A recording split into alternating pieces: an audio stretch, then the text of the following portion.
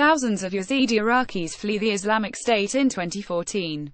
Sebastian MeyerFor The Washington Post. The Islamic State's attempt to exterminate the Yazidi people of Iraq did not involve only murder. When the militants swept through the north of the country after taking Mosul in the summer of 2014, they executed the religious minority groups, men and elderly women. The children and the other women they took captive. They brainwashed and conscripted the young boys and turned the women and girls into UAL slaves.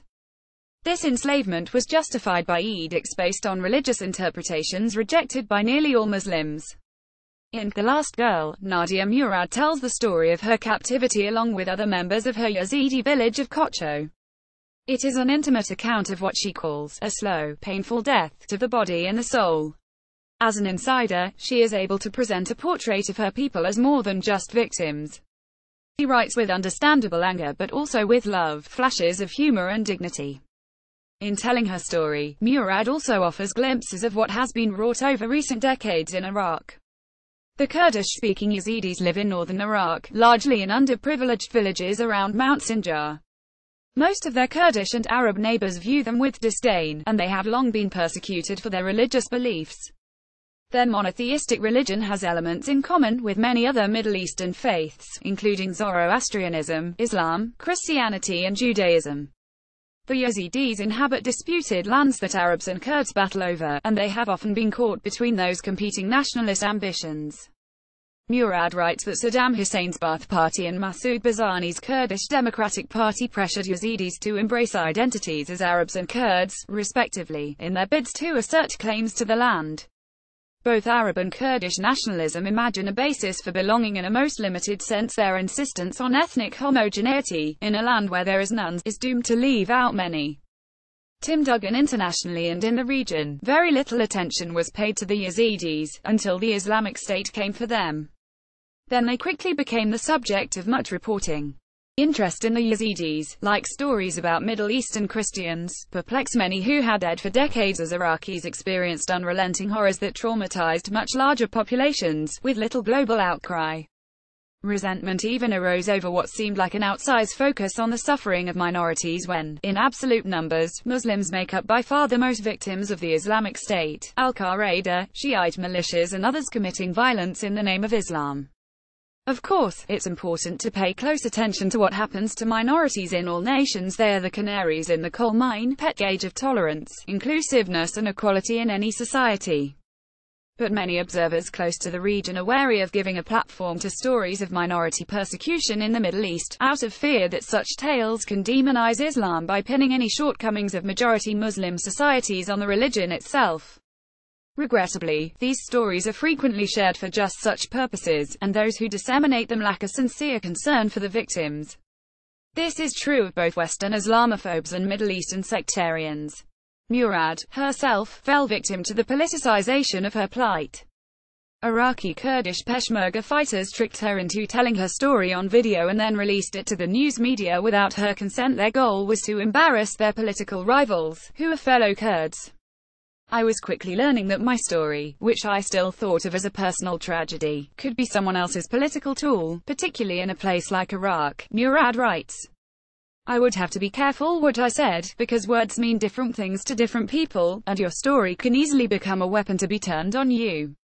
No doubt controlling her story was part of her motivation to tell it in this book. She takes the time to introduce Kocho and its people before the arrival of the Islamic State. We meet her resilient mother, who greets each new adversity with a joke, and her brother, who is in love with a girl above his station. Before the Islamic State's crimes turned Murad into a human rights activist, she dreamed of opening a beauty salon where she'd style village brides on their wedding days. So when the Islamic State strikes, we know that these are real people, and we know that the stakes are high and the devastation is visceral. During her 3 months in captivity, Murad was sold and bought, repeatedly raped and beaten. Her depiction of these horrors is unflinching. After her escape, she emigrated to Germany and sought justice for Yazidi victims, aided by human rights lawyer Amal Clooney, who has written a foreword for the book. As part of her mission, Murad seeks to de-weaponize the shame that keeps many victims silent. Her anger at those who destroyed her people's lives permeates the book, and targets not only the Islamic State, She fumes at the Peshmerga fighters who had promised to protect the Yazidis but withdrew from their posts just as the Iraqi army did in Mosul, abandoning the Yazidis to their fate. Much of her ire is aimed at Arab Sunnis in northern Iraq, whom she deems either explicit or implicit supporters of the Islamic State. She offers evidence of specific men who committed specific acts and who should be held accountable, if they haven't already been killed in the airstrikes against the militants. But she also implicates the vast majority of Arab Sunnis who lived under the Islamic State for doing nothing. She believes that even if they couldn't have stopped the fighters, they could have protested their actions. Murad does not, however, credit the many people who did protest and were killed for raising their voices. She notes that some dissented but indicts the rest because they didn't flee the Islamic State.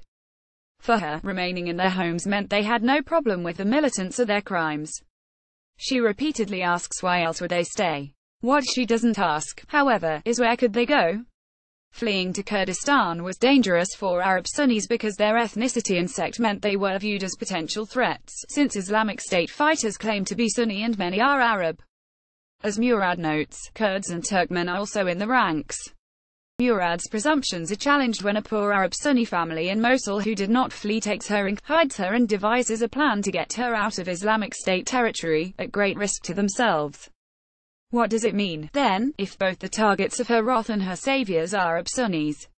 Murad's answer is that such people were merely the exception to a rule that she isn't ready to reject, even if it means she too easily gives into scapegoating and collective guilt. Murad's anger raises the question one we confront in other atrocities in the Middle East and elsewhere: how should we judge the bystanders to evil? The question becomes all the more difficult in the case of people who are living under a brutal regime like the Islamic State and are themselves under the constant threat of violence. How fair is it to attribute their failure to act to their religion or ethnicity?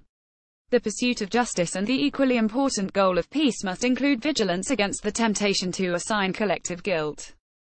Sectarian scapegoating has long been the reason many Iraqis suffered unspeakable ordeals at the hands of their compatriots. Nonetheless, Murad gives us a window on the atrocities that destroyed her family and nearly wiped out her vulnerable community. This is a courageous memoir that serves as an important step toward holding to account those who committed horrific crimes. By Nadia Murad with Jenna Krajewski, Tim Duggan. 306 pp. $27.